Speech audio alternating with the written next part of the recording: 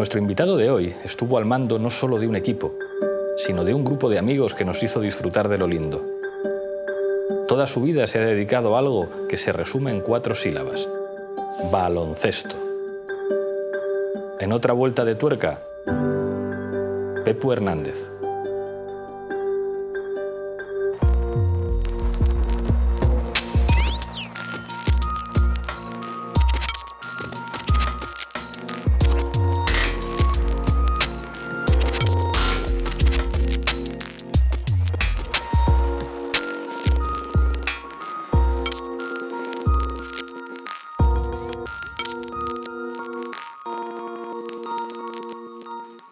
Pepu Hernández, bienvenido a otra vuelta de tuerca, un honor.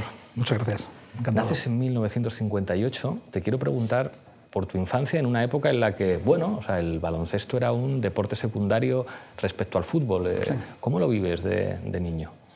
Bueno, pues cuando muy niño, antes de ir al Ramiro, realmente lo vivo en mi barrio, en Canillejas, pero no conozco el baloncesto absolutamente de nada, ¿no? Lo que conocemos es lo que intentábamos hacer, jugar un poquito al fútbol en un solar, con unos palos por ahí puestos, o inventarnos una cancha de tenis también, donde en aquel momento pues era importante, ¿no? Aquello de Santana, de Orantes y tal, esas cosas, ¿no? Pero de repente mi padre decide llevarme al Ramiro de Maeztu. Él había sido alumno del Instituto Escuela, y él pensaba que yo tenía que estar en el Ramiro de Maeztu. Y yo lo que me encuentro en el Ramiro de Maeztu es cuando entro con mi padre de la mano, es una plantación de canastas. Claro, o sea, es que no se puede entender el baloncesto en España sin el Ramiro. Te quiero preguntar por eso, o sea, por ahí pasan algunos de los entrenadores y jugadores claves. ¿Qué es lo que supone estudiar en el Ramiro para alguien que después se dedica al básquet? Bueno, en muchos casos y es algo con lo que me repito, pero es que cada vez creo más en ello, ¿no? Yo tenía determinadas asignaturas y estudié pues eso, griego, latín, filosofía y baloncesto. El baloncesto para nosotros era un complemento extraordinario. Para muchos profesores también lo era, no para todos, pero para muchos profesores ellos entendían que jugáramos al baloncesto, ellos entendían tal, ellos también se daban cuenta de que el baloncesto era una manera también de formarnos, ¿no? De trabajar en equipo, como se intentaban hacer en aquel momento. Yo creo que España era un país muy individualista en aquel momento y empezamos poco a poco a tratar de trabajar en equipo. Pero si te das cuenta, en el deporte lo que era importante es si alguien montaba en bici, si alguien jugaba al tenis, individuales, deportes individuales, el deporte colectivo no. Yo creo que hemos tenido una buena trayectoria modernizándonos y aprendiendo a trabajar en equipo desde aquel momento. Tú eso lo has dicho muchas veces, que el baloncesto significa solidaridad, que significa trabajo en equipo, que significa respeto. Fuiste muchos años entrenador de categorías inferiores en el ESTU. Yo ahí entiendo que casi más que enseñar al baloncesto es educar, trabajar con chavales muy jóvenes. Sí, para mí es muy importante. También es cierto que cuando eres entrenador joven, yo empecé a entrenar a los 15 años, porque en un momento determinado me di cuenta de que no iba a poder ser el jugador que yo soñaba que iba a ser. Como todos en el Ramiro, pues soñábamos que íbamos a ser extraordinarios jugadores, que íbamos a llegar al primer equipo de Estudiantes, que iba a venir el Real Madrid a por nosotros, y en mi caso yo le iba a decir que no. Era esa idea la que teníamos, pero luego nos damos cuenta de que no podía ser así, ¿no? A los 15 años empecé a entrenar también un poquito por casualidad si quieres, pero vamos, entrenando minibásquet, y luego te vas formando como entrenador y te das cuenta en un momento determinado que lo que eres realmente es un educador y lo que posiblemente te hubiera gustado ser es profesor, es maestro. Entonces, yo no puedo desvincular en ningún momento el tema de entrenar con el de formar en otras cuestiones. Cada vez que tengo oportunidad de hablar con entrenadores jóvenes le digo lo mismo: pobre del entrenador que enseñe técnica y táctica única y exclusivamente. Hay que enseñar otras muchas cosas, como yo he tenido la fortuna de recibir también formación e información sobre determinados temas que no eran solamente deportivos, ¿no? Y yo creo que me ayudó también en mi formación personal.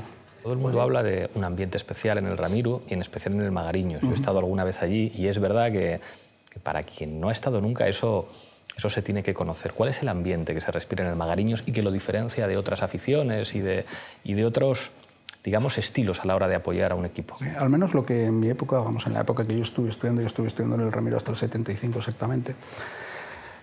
Sí, 74 salgo, 75 ya estoy en la universidad. Lo que vivíamos realmente pues es una afición tremenda por el baloncesto. Estábamos casi constantemente pues en los ratos libres que teníamos y algunos que nos sacábamos como libres también jugando en la cancha, y realmente pues era un complemento extraordinario. De ahí también el ambiente lo ayudó muchísimo a crear la demencia, ¿no?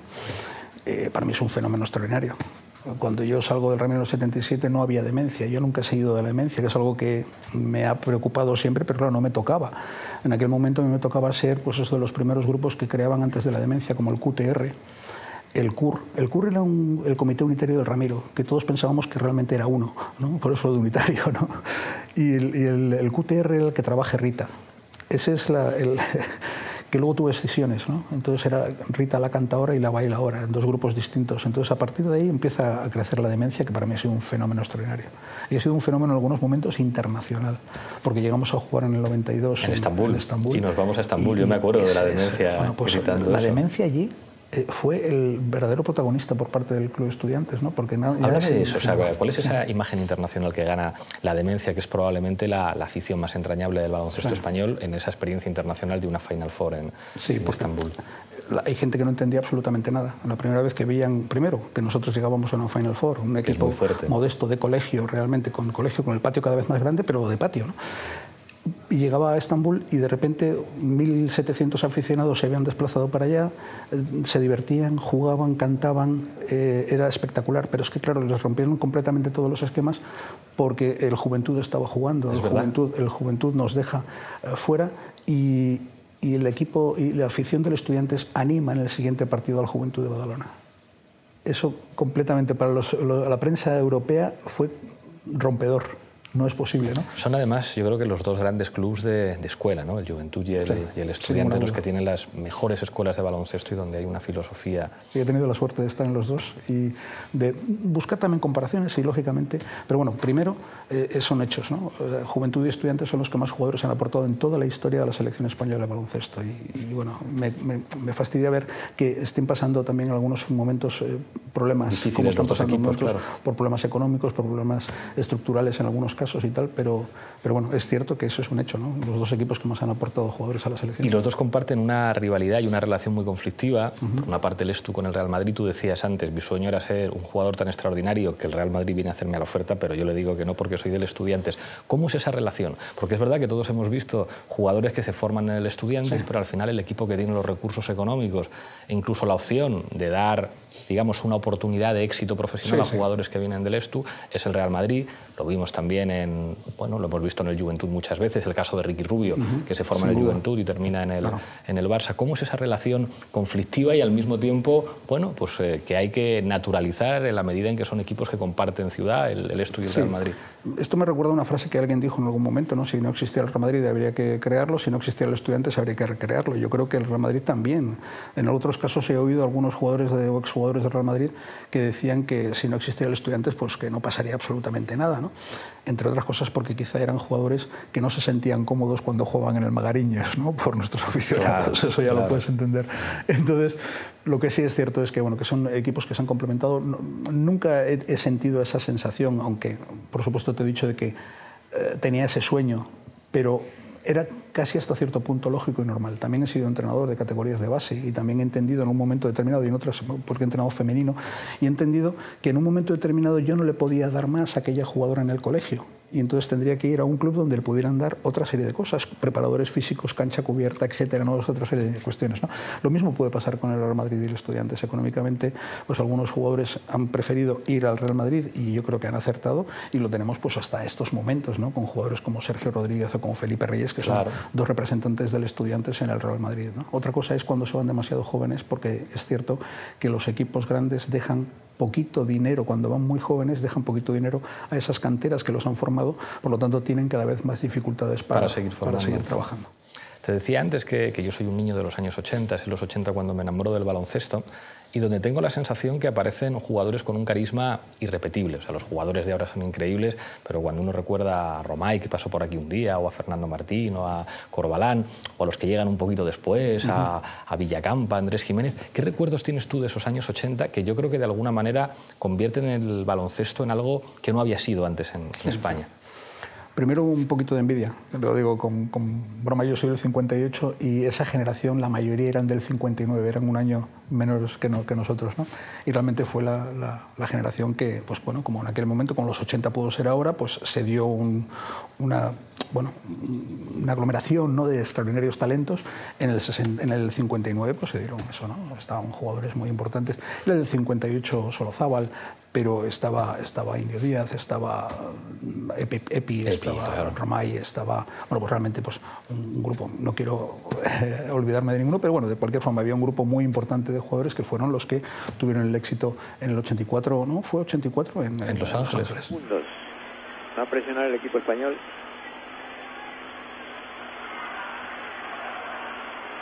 Cortó De la Cruz, quedan 3 segundos 6 décimas.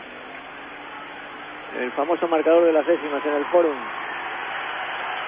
Se va acabando, recuperan los norteamericanos. Tapón de Fernando Martín sobre el tiempo. Evitó una canasta más, se llega al límite del tiempo con victoria del equipo de Estados Unidos. 96-65 y el público ovaciona al equipo español.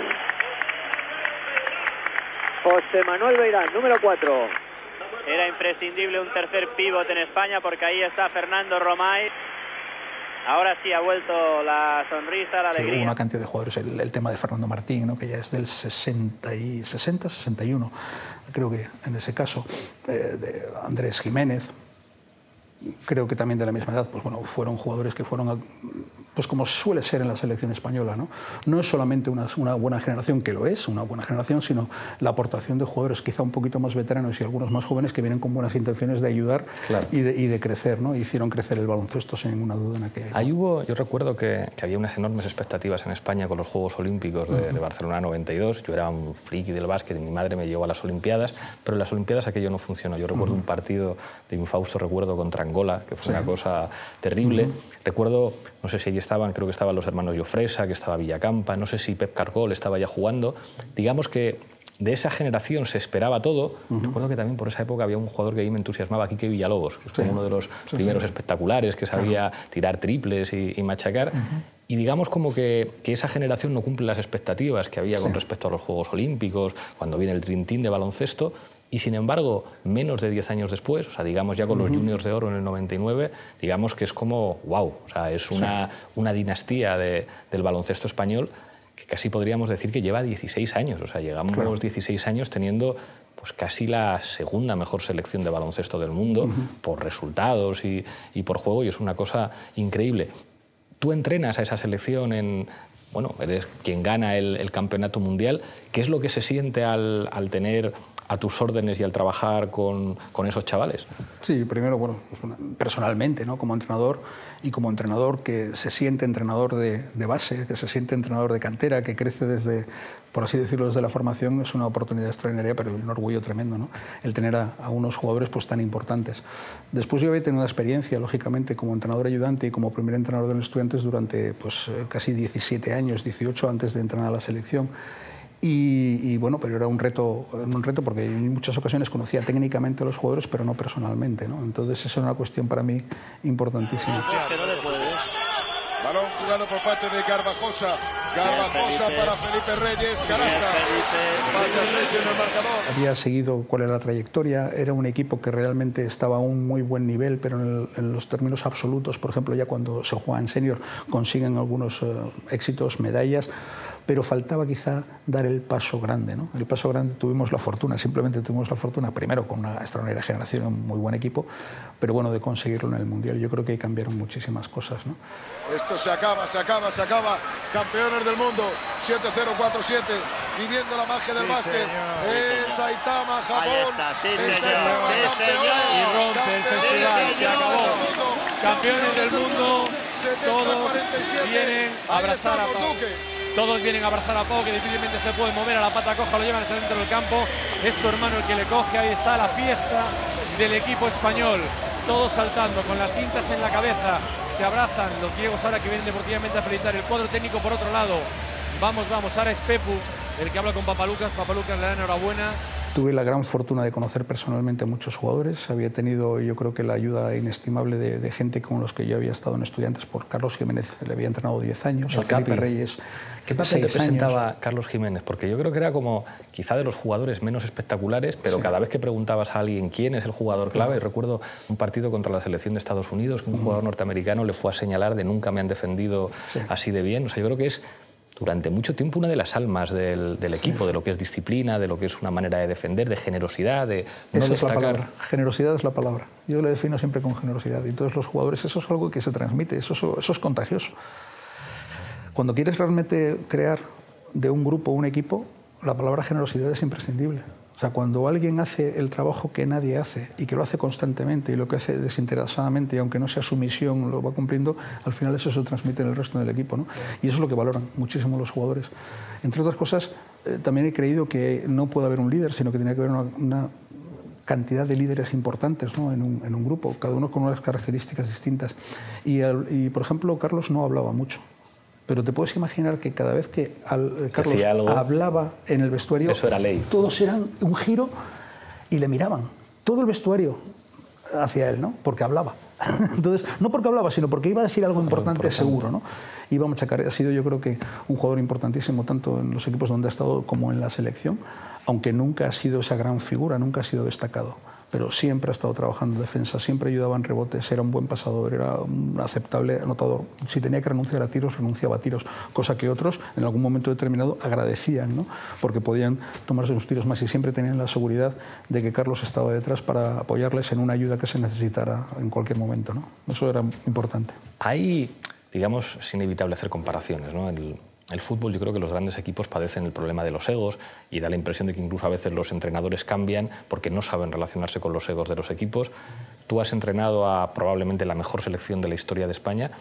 ¿Cómo convivían? Porque es verdad que hay, digamos, un jugador que destaca, que es Pau Gasol, y luego, bueno, pues jugadores que son lo mejor de la historia del baloncesto español. ¿Cómo es la relación entre ellos? ¿Qué es lo que cambia del baloncesto respecto al fútbol a la hora de hacer convivir a muchachos tan jóvenes, que tienen mucho éxito profesional, que son considerados héroes, pero que sin embargo cuando tienen que jugar al baloncesto se tienen que poner de acuerdo, saber que lo importante es el equipo? ¿Cómo son? O sea, porque todo el mundo hablaba de que la selección de baloncesto en ese sentido era algo especial. Es algo especial. Es algo especial primero porque no solamente por esta generación, sino que sigo pensando que dejan un pozo muy especial todos los que han estado en la selección. Ha habido jugadores que han entrenado a estos jugadores del 80. Estos jugadores del 80 están entrenando a otros jugadores, los están enseñando a saber cuál es el camino. También con el apoyo de muchas ocasiones de los entrenadores que han estado, que han dejado cada uno un poquito su forma de pensar, su forma de ver, ¿no? Y algunas pistas, ¿no? Yo he tenido la fortuna de comprobar que algunas cosas que yo proponía, tanto en cuestiones de comportamiento, de relación del grupo, como técnicas o tácticas, eran inmediatamente asumidas por el grupo, ¿no? En muchas ocasiones, y yo siempre he pensado que es mejor querer hacer que tener que hacer, ¿no? En ese aspecto. Entonces, pero ellos asumían perfectamente y trasladaban a todo el equipo. Había un compromiso muy especial. A mí particularmente, y es algo que ha sido destacado de la selección, de esta selección, su compromiso con los amigos, su compromiso con los compañeros, que no tiene por qué ser lo mismo, su compromiso con el baloncesto, su compromiso con el país, da igual, había compromiso. Entonces eso realmente es importante. Y luego algo que siempre, fíjate, la primera charla que tengo con ellos, en la primera concentración, la primera vez que nos vemos las caras directamente como seleccionador y jugadores, habíamos hablado por teléfono antes de la concentración, algunos se quedan sorprendidísimos porque no hablamos de técnica individual, ni de tácticas, ni de qué vamos a hacer en ataque, ni qué vamos a hacer en defensa, ni vamos a correr contraataque, sino que hablamos de respeto, de confianza y de generosidad. Esas tres palabras, ¿no? Y realmente algunos pues se quedaban sorprendidos de qué nos está hablando el tío de las barbas ¿no? Pero cuando acabó el Campeonato del Mundo, hicieron entrevistas distintas en Barcelona, en Málaga, al delegado, a un jugador, a dos jugadores en Barcelona, y cuando les preguntaron cuál había sido el secreto de nuestra selección, respondieron respeto, confianza y generosidad. Me quedé completamente alucinado. Qué fuerte, qué fuerte. Entonces, bueno, esas son las bases en las que se sienta. ¿Cómo se dirige un equipo con tantos egos en principio? Uno, que todos se sientan, y no solamente se sientan, sino que sean importantes, no solamente lo importante las palabras, sino los hechos, ¿no? Todos los jugadores en los partidos de preparación y en los partidos luego en la competición jugaron siempre en todos los partidos. O sea, todos estaban preparados para jugar, todos estaban preparados, todos se sabían importantes. Algunos jugaban 30 minutos en sus equipos y en la selección 5, pero esos 5 eran los mejores que podían hacer en ese momento, ¿no? Esa seguridad que les daba el que iban a participar, el que eran importantes, en que si nos faltaba alguien íbamos a ser suficientes los que quedábamos, es lo que yo creo que nos fue llevando todo a un convencimiento. Y ese convencimiento, la fe en el equipo, la fe en saber, que ya lo sabían, pero no se había podido demostrar del todo, de una forma tan clara hasta el Mundial, en que solamente como equipo puedes competir y solamente como equipo puedes llegar a ganar, ¿no? Yo creo que eso ha perdurado y en algunos les ha podido hacer daño, a algunos que están en la NBA les ha podido hacer daño esa fe total y absoluta en el equipo. No me quiero extender, pero es cierto que a algunos esa fe absoluta en el equipo les ha llevado a tener algún problema en la NBA porque es demasiado individualista. Por ejemplo, la NBA. si te puedo preguntar. Sí. Para mí tengo un ejemplo claro. Yo leí algunas declaraciones de Pau Gasol cuando estaba en Memphis, ¿no? Y era yo, esto y lo otro. ¿Por qué? Porque en la NBA, el periodismo deportivo, preguntan por el yo. Luego ya veremos cómo es el equipo. Ganamos el campeonato del mundo y Pau en Estados Unidos empieza a decir equipo. Y entonces la prensa le acusa, ¿estás eludiendo responsabilidades? Responsabilidad, claro, porque es una cultura individualista, además. En estos casos. Muy curioso. Se llama la atención. Luego, claro, los grandes equipos al final la afloran y se notan. Pues San Antonio, cuando juega en equipo, cuando de repente hace un equipo Miami extraordinario, de repente hace un equipo extraordinario Lakers y ganan, ¿no? Y afloran esos equipos. Pero al final, la noticia más importante de Estados Unidos en la NBA era que había metido 85 puntos Kobe Bryant en un partido contra Toronto. Ese individualismo con la formación de grupos y equipos a la que, bueno, tengo una confianza absoluta en ellos y quiero seguir pensando, y yo creo que es la mentalidad de cualquier entrenador, realmente volver a crear un equipo, que no es fácil, y todos los años hay que intentar hacerlo, sea en competición larga o en competición corta como la selección, es una de las ideas que siempre nos está rondando la cabeza, ¿no? Ya que sales lo de la NBA, te quiero preguntar por eso. A mí me sigue pasando que los partidos de la NBA me entretienen un poco menos que los partidos que se juegan con reglamento FIBA. ¿Qué opinas de la NBA y del, digamos, el rendimiento de los jugadores españoles ahí? Porque es verdad que hay como dos épocas. Hay una primera época, la situación de Fernando Martín, que no termina de funcionar. Fernando Martín from Spain, Duckworth, nice touch. I like the way he's coming along. ¿Qué opinas por una parte de la NBA y del rendimiento de los jugadores españoles en la NBA? Ha sido un cambio tremendo. Antes realmente pues era algo, bueno, anecdótico, si iba Fernando, o si iba Drazen, o si iba algún otro jugador europeo. Realmente no tenían una filosofía y una mentalidad de aprovechar a los jugadores que venían de fuera. Voy a tratar de ser muy breve porque hay una teoría mía, en principio creo que es mía, sobre todo esto, ¿no? Las universidades dejan de ser exigentes en Estados Unidos con los jugadores en deporte. Primero porque necesitan que esos jugadores se queden más tiempo en la universidad, que no vayan pronto a la NBA para tener equipos más potentes, para tener unos ingresos económicos por parte de la televisión muy importantes en las universidades. Y entonces ceden cosas. Si no vas a clase, no importa, sigues jugando. Antes si no iban a clase no jugaban, antes si no probaban no jugaban. Ahora se les está concediendo una serie de cosas. ¿Qué pasa? Que al final llegaban a la NBA, uno, quizá antes de tiempo, dos, con una formación académica mala. Muy mala. Con una formación deportiva, porque les habían concedido todo, mala, y entonces en la NBA pagaban algunos excesos. Llegaban jugadores conflictivos, llegaban jugadores que no sabían comportarse en equipo, llegaban jugadores que tenían problemas de salidas, tiroteos, malos tratos, etcétera, no sé qué, bueno, una cantidad de historias esas, y la NBA no se podía permitir eso, ¿no? Entonces vuelven a tratar de no endurecer solamente las universidades, sino piensan en el exterior, piensan en los que vienen, con formación deportiva, con formación académica, con formación personal y deportiva en equipos y con competición. Porque algunos de ellos han ganado campeonatos del mundo, ¿no? Algunos de nuestros jugadores han ganado campeonatos del mundo y ya no van como exactamente rookies a la NBA. O sea, van como gente ya más formada. De rookie en la NBA, claro. Pues Rudy o Sergio o tal, o Pau o Calderón, o sea, van como campeones del mundo, o sea, que no es ninguna tontería, ¿no?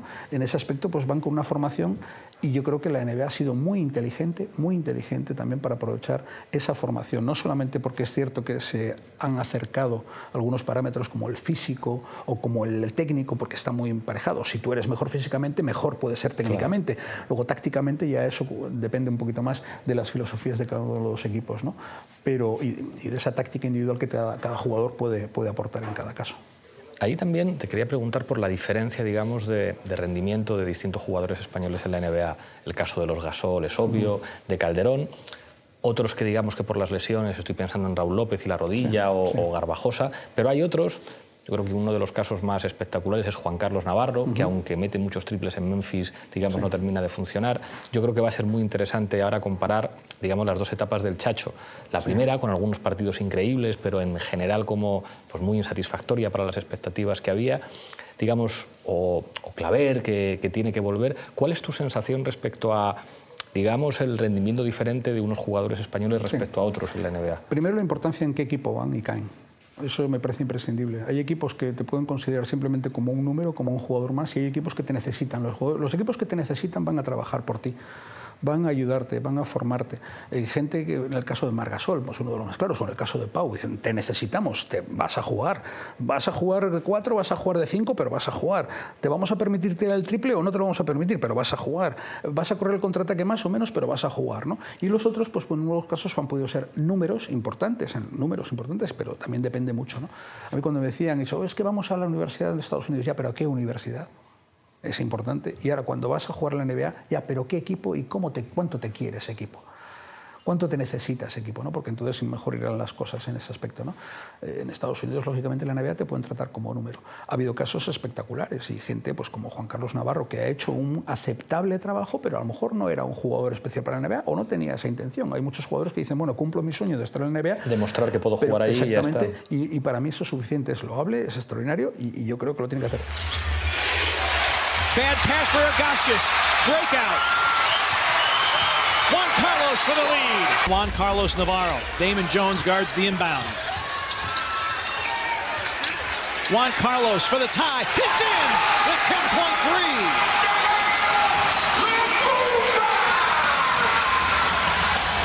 A cold-blooded stick by Juan Carlos Navarro, giving him 25. Me preguntabas por el Chacho, Sergio Rodríguez. Para mí era muy importante que en aquel momento, y todo el mundo decía, es que se ha ido pronto, se ha ido pronto. Se ha ido cuando le apetecía irse.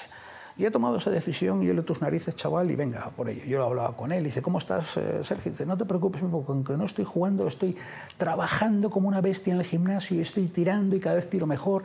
Y es cierto, cada vez ha ido tirando mejor, cada vez ha trabajado más en el gimnasio, cada vez ha tenido tal.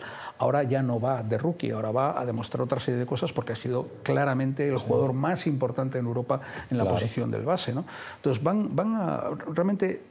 Ahí sí le necesitan, a lo mejor no le necesitaba Portland, pero sí le necesita Filadelfia porque ha ido directamente a por él, ¿no? Entonces, esa es la cuestión importante. ¿Cuánto te quieren, cuánto te necesitan? Y a partir de ahí, pues bueno, éxito extraordinario de nuestros jugadores. Ahora estamos viendo que hay otros cuantos jugadores que han ido para la NBA. Te quiero preguntar por eso, por los jovencitos. Algunos que vienen además de estudiantes, los Hernán Gómez o Arvines, ¿cómo les ves? ¿Qué futuro les auguras? Bueno, ahí tengo mis dudas, porque fíjate, son gente que a lo mejor no tiene con esa capacidad de competición, no han tenido tanta competición como algunos de sus mayores que han llegado a la NBA, ¿no?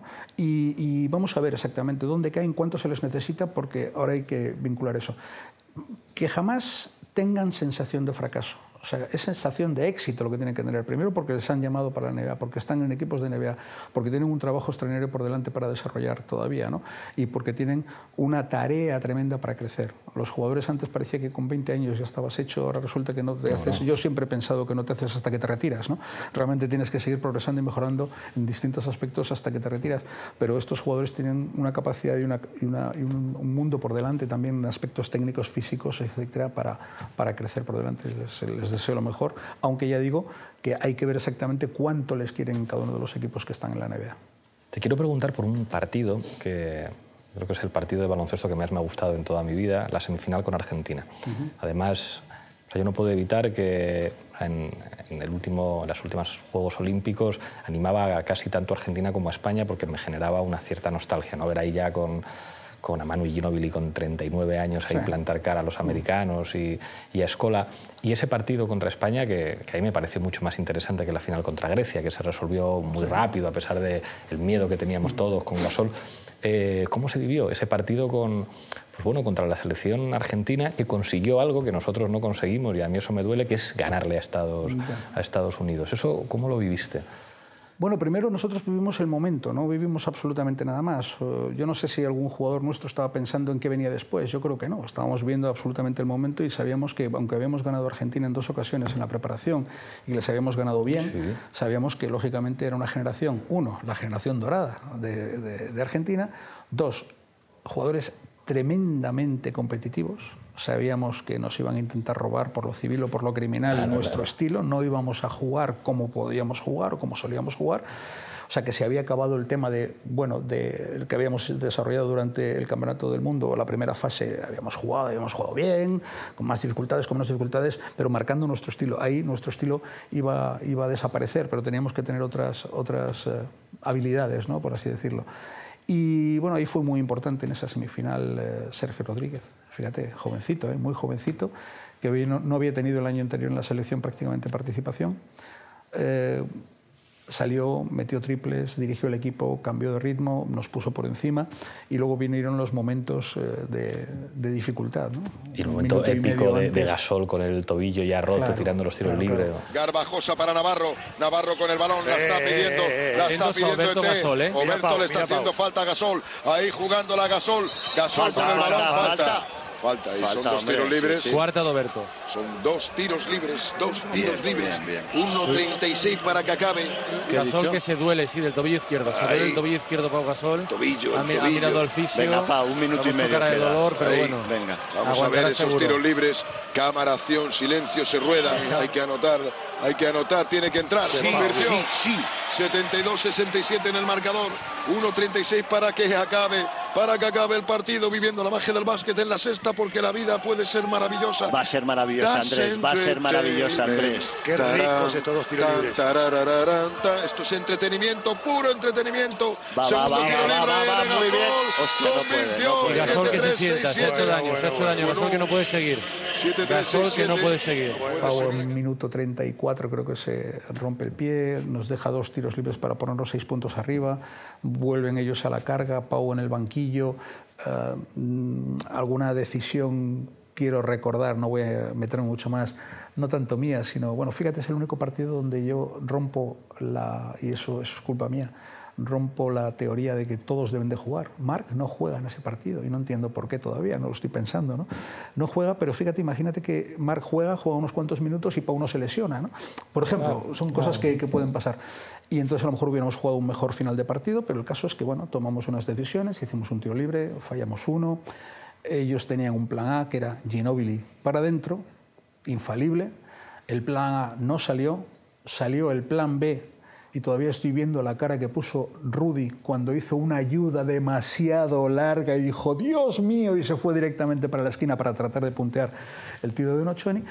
Falló Nocioni, cogimos el rebote y en la final. Vemos la línea de los jugadores. Vemos que ahora vienen a Pau Gasol al banquillo, a abrazarse con él, los fisios del médico, no puede andar Pau, su hermano Marc.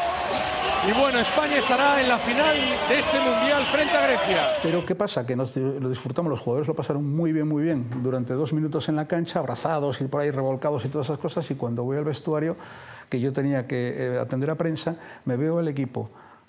Pau lesionado y sentado, ¿no?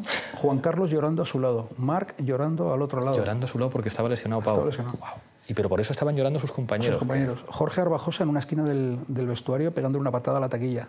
Carlos Jiménez en otra esquina del vestuario. Y digo, Dios mío, el vestuario en silencio. Digo, Dios mío, nos acabamos de clasificar por primera vez en la historia para una final del Campeonato del Mundo. Somos como mínimo medalla de plata, pero no pensábamos en eso, sino tal. Entonces me doy cuenta de la cosa más importante. Habíamos hecho realmente un grupo, habíamos hecho un equipo realmente, no un grupo, sino un verdadero equipo. Y los tíos no estaban jodidos porque Pau se había lesionado y era el mejor jugador del equipo. Estaban jodidos porque su amigo Pau Gasol se perdía el partido más divertido. Es muy fuerte eso, es muy emocionante. Eso es tremendo. O sea, tú no te imaginas, dije, esta es la mejor sensación que yo he tenido en un vestuario de baloncesto. Los tíos preocupados por su amigo, la empatía que se llevada perdía el partido de la final. Les daba igual si Pau era el mejor o no era el mejor. Entonces en ese momento digo, venga tíos, no sé qué, vamos arriba, el próximo partido lo ganamos por Pau, juntamos brazos, el equipo se fue animando, no sé qué, se organizando una bronca importante, ¿no? Porque allí volvió otra vez el equipo a recuperar. Vamos a cenar. me piden los jugadores, ¿podemos subir a la habitación de Pau ya cuando acabamos de cenar? Y dice, esperar, darme a mí 3 minutos o 5 minutos, que quiero hablar con Pau un momento. Voy a la habitación, me dan 2 o 3 minutos, cuando estoy a llaman, se meten todos en la habitación de Pau, que era un 4x4, una cosa así pequeñísima, se meten los 12 jugadores, empiezan con sus cartas, con sus cánticos, con sus bromas, no sé qué, empezamos a ganar la final el día siguiente, así, que íbamos a jugar sin Pau. Hablamos de que 11 eran suficientes, de que no pasa nada porque nos falte nadie, etcétera, etcétera, y entonces empezó ya a crear un clima extraordinario para esa... Yo creo, sinceramente, que aunque era... Teóricamente dicen Grecia, pero Grecia venía de ser campeón de Europa. Y de Grecia ganarle venía a Estados Unidos. de ganar a Estados Unidos. Grecia venía de demostrar que 7 jugadores suyos eran capaces de meter entre 12 y 15 puntos y que no podíamos defender a 1 o 2, sino que teníamos que defender a todos, ¿no? Y afortunadamente hicimos una extraordinaria demostración defensiva primero, pero después también en nuestra ofensiva, ¿no? ¿Cómo valoras esos 10 años que han pasado desde entonces? O sea, te decía antes que te había escuchado comentar los partidos de los últimos Juegos Olímpicos. Te transmitía la sensación de que, bueno, pues otro campeonato impresionante de España, merecida medalla de bronce, pero la sensación también como de que si hubieran jugado como estaban hace 10 años, claro que le ganamos esa semifinal a Estados Unidos. Aún así, 10 años increíbles, al máximo nivel, lleno de medallas. ¿Cómo valoras estos últimos 10 años de baloncesto, desde el Campeonato del Mundo hasta estos Juegos Olímpicos? Primero voy a hacer una pequeña valoración egoísta, ¿no? Porque hay que reconocer que no se acuerda mucho la gente que cuando nosotros ganamos en el 2006 el Campeonato del Mundo, era un equipo muy joven. Sí, sí. Era un equipo realmente joven. Prueba de ello es que aún siguen casi todos. La generación del 80... tenía 26 años, teníamos jugadores como Marc, como Rudy y como Sergio, muy jóvenes. Alguno un poquito mayor, como era Carlos Jiménez y Jorge Arbajosa, ¿no? Pero realmente la base sí es cierto que era del 80, ¿no? Pues fíjate lo que ha venido hasta ahora, ¿no? 2 medallas olímpicas de plata, 3 campeonatos de Europa. Bueno, yo creo que realmente una demostración extraordinaria de lo que ha sido, pues eso, la mejor generación, la mejor selección. Después de Estados Unidos, también ha habido competencia en estos 10 años. Argentina, porque ha ganado una competición... bueno, son los 10 años ya no, porque Argentina le pillaba un poquito antes, es una generación un poquito mayor. Pero bueno, realmente entre Estados Unidos y España prácticamente se lo han ventilado todo, ¿no? Ha habido intentos de incursiones de otros equipos, pero bueno, realmente eso ha sido importante. Y sobre todo desde el 2006 en adelante, la selección se le ha exigido primero, y ha habido un momento difícil, porque parecía que la selección ya lo tenía que ganar absolutamente todo, ¿no? ¿Por qué? Porque había quedado campeón del mundo y ya parecía que todo tenía que ser éxito, éxito, éxito. Lo que sí ha sido un éxito es mantener un estilo. Que la gente todos los veranos quiera ver jugar a la selección. Que la gente piense y se divierta con el baloncesto todos los veranos. Eso es el éxito verdadero. Después, tocas metal, tocas chapa, como dicen ellos, pues sea de bronce, sea de plata, sea de oro, pues extraordinaria, bienvenida siempre, ¿no? Pero lo importante es eso, que ha mantenido un estilo, ha mantenido lo más importante de todo, transmite otras cosas. La gente se va a acabar olvidando de cada medalla que consiga alguien. La gente no va a recordar si ganábamos el campeonato, a lo mejor el campeonato del mundo sí, o si tal, algunos partidos especiales. Pero lo que al final recordamos son sensaciones, son transmisión de valores. Cómo nos divirtieron aquellos jugadores, cuál era su comportamiento hacia el exterior, cuál era su humildad cuando habían conseguido grandes cosas, cuál era su forma de trabajar y actuar en equipo, si eran gente generosa o no eran gente generosa, si era gente respetuosa o no era gente respetuosa con esos aspectos. Yo creo que eso ha sido algo muy importante. A mí me ha llamado mucho la atención cuando alguien que venía del baloncesto me decía, oye, qué bien defendisteis, o qué bien atacasteis, qué sistema era aquel. Casi eso me daba igual, pero cuando alguien me decía, mira, a mí no me gusta el baloncesto, pero con vosotros... pero es que me divertí tanto aquel verano. Es que a mí no me gusta el deporte, pero joder, qué bien se portan sus chicos, ¿no? Qué majos son y qué naturales y qué normales y qué agradables son con todos, ¿no? Yo creo que eso queda muchísimo más. Como a mí particularmente no me queda esos jugadores que antes mencionabas de la NBA.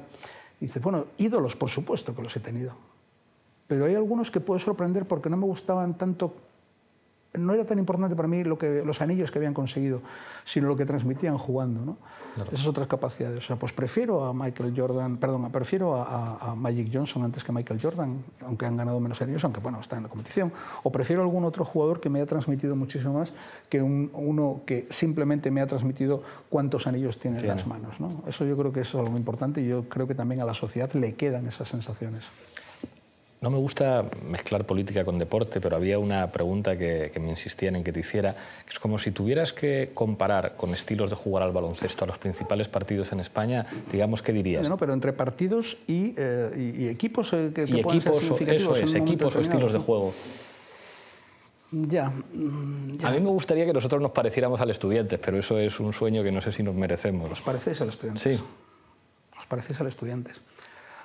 Primero porque filosóficamente Estudiantes ha sido un equipo que ha tenido que siempre trabajar con un esfuerzo determinado. Siempre ha tenido un equipo que estaba por encima, ¿no? Y ha tenido que trabajar con un esfuerzo determinado para tratar de solventar esos problemas. Algunas veces lo ha conseguido estar por encima. Y eso es cierto, yo he tenido esa sensación. Hemos habido momentos donde nosotros hemos jugado playoff, hemos eliminado al Real Madrid y hemos llegado hasta una semifinal con el Barcelona y ya porque por agotamiento ya no pudimos llegar más, pero llegamos al quinto partido en Barcelona, ¿no? Esas son las sensaciones y químicas que quiere repetir y renovar cada vez un entrenador en ese sentido, ¿no?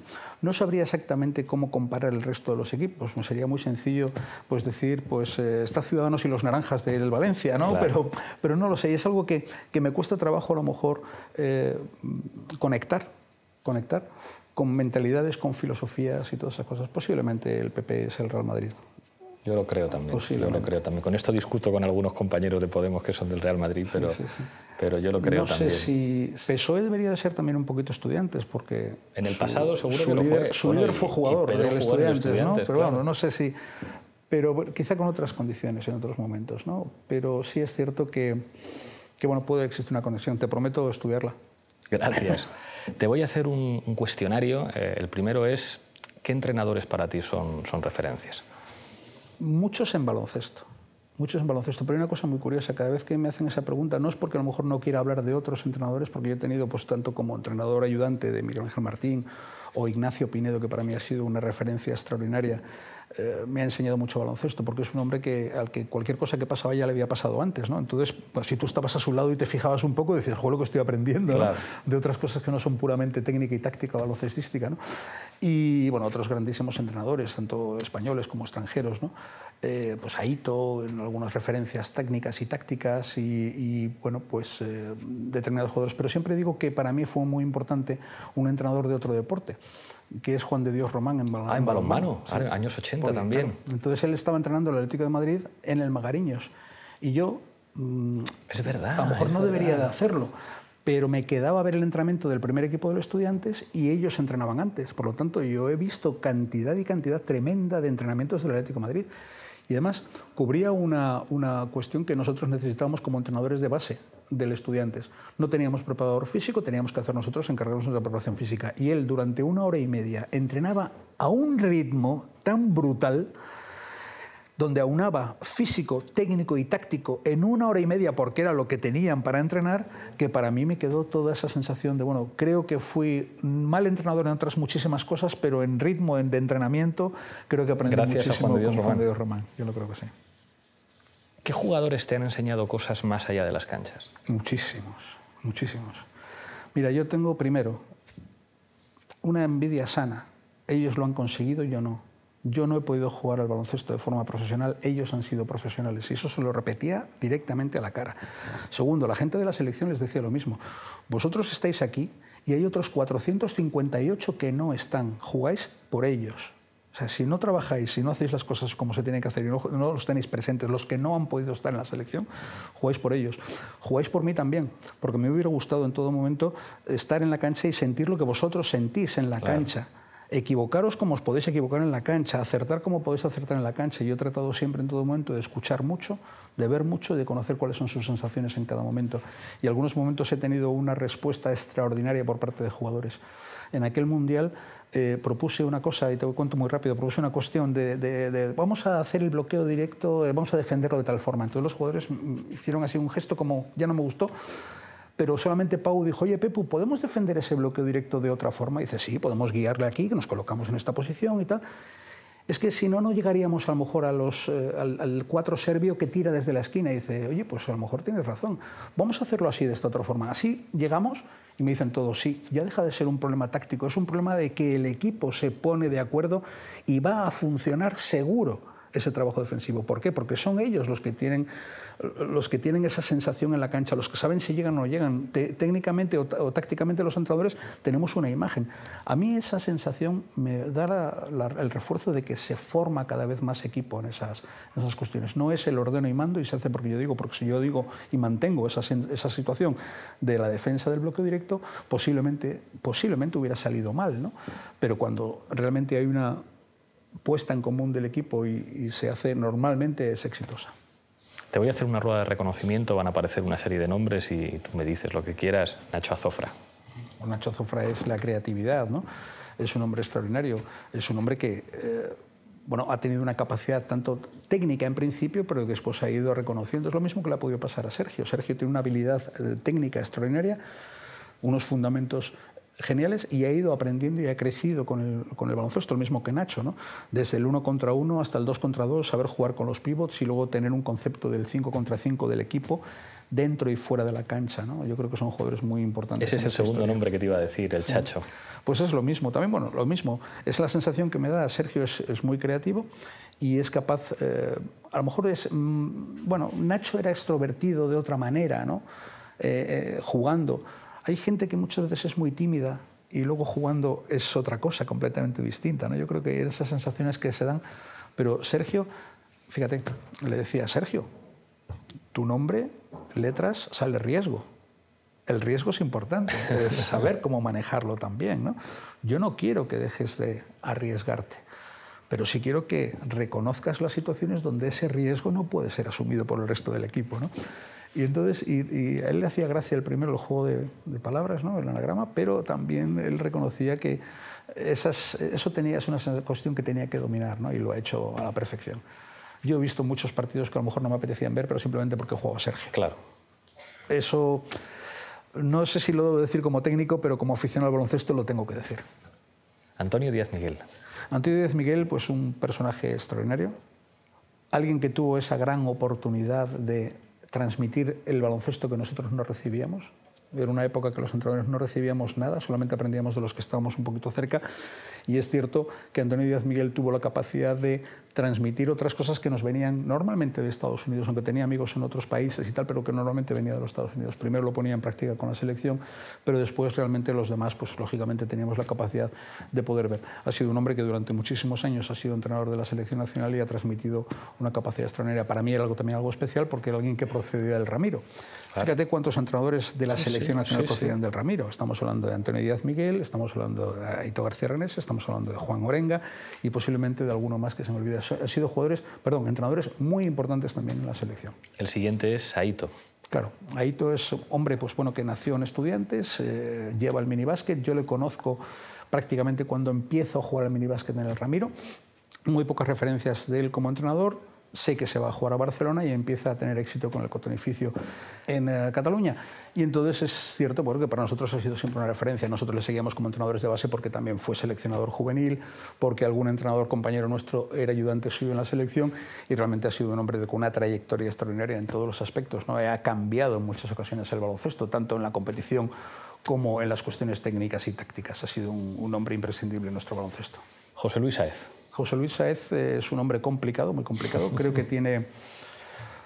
sabes que he tenido conflictos con él, lógicamente. Y creo que es una buena noticia que no esté en la federación. Pero, por otro lado, también le reconozco algunos valores. No tanto valores, sino hechos. Ha hecho cosas buenas con la selección y creo que ha perdido la gran oportunidad. La gran oportunidad es que un equipo campeón del mundo no consiguió darle al baloncesto español la estructura de campeón del mundo. Creo que luego por su forma de actuar, donde se ha demostrado que algún dinero ha ido donde no debería de ir, cuando se ha podido invertir en baloncesto, cuando se ha podido trabajar para que no sufran tanto ni escuelas, ni equipos, ni clubes, potenciar un poquito más la estructura del baloncesto español, creo que se ha perdido un tiempo y un dinero extraordinario en eso. Y por eso sí le achaco la culpa en esas cuestiones. En cómo ha manejado a lo mejor las cuestiones de los patrocinios de la selección para que la selección cada vez tenga mayor capacidad y tal, eso vale, pero después la distribución de esos ingresos creo que ha sido desaprovechada claramente. Y el último de todos de la rueda de reconocimiento Pau Gasol. Pau Gasol es un jugador, pues bueno, todo el mundo dice, yo no estoy seguro, creo que sí, también, cómo no, el mejor jugador de la historia del baloncesto español.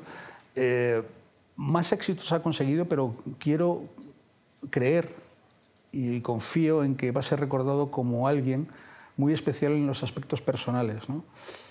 Siempre digo lo mismo, los chicos no pueden creer que van a ser como Pau Gasol. Pueden creer que pueden ser como Carlos Jiménez, como Juan Carlos Navarro, aunque también es difícil ser como Juan Carlos Navarro. Hay un talento muy especial, muy determinado, pero claro, dile a un chico que tiene que medir 2,16 y que tiene que tener las habilidades que tiene Pau. Bueno, pues sí puedes ser como Pau en comportamiento, sí puedes ser como Pau en tu disciplina de trabajo, sí puedes ser como Pau en tu educación, sí puedes ser como Pau en tu formación personal, académica, tus relaciones con los demás, tu capacidad de transmitir esas buenas vibraciones y sensaciones que tiene el deporte, ¿no? Aparte de eso, pues serás un gran jugador de baloncesto o no, pero, y lo es, en este caso lo es claramente, y el hombre que ha tenido la mejor trayectoria posible y, por supuesto, sobre el que se ha basado uno de los grandes éxitos de toda esta década, ¿no? Por así decirlo, de una gran generación. Llegamos ya al final, te entrego la taza de la tuerca. Es una taza que hay que coger con la mano izquierda y mirar a esta cámara y brindar por lo que tú quieras. Muy bien, pues nada, tanto a ti como a todos los que nos ven, les deseo muchísimo baloncesto. Y baloncesto, felicidad y trabajo en equipo creo que son sinónimos. Felicidades a todos. Muchísimas gracias.